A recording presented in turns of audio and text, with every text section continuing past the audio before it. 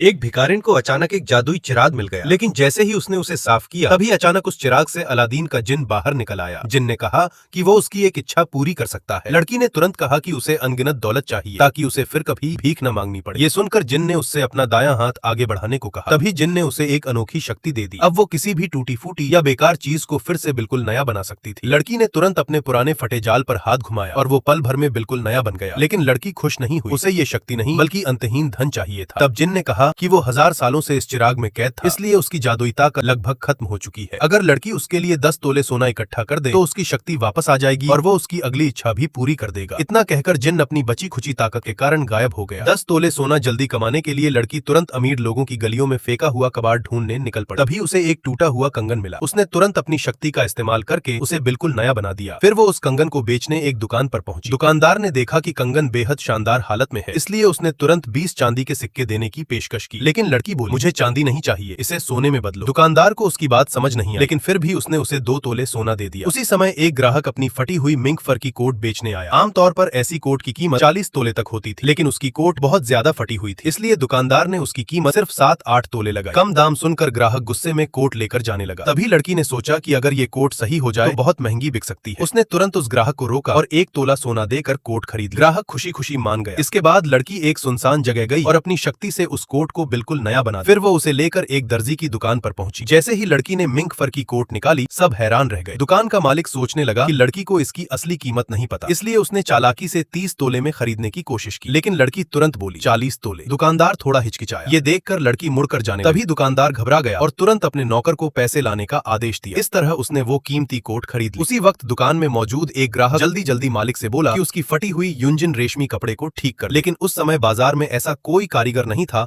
जो उसे ठीक कर सके। ग्राहक निराश होकर जाने ही वाला था कि तभी लड़की ने उसे रोक लिया और कहा,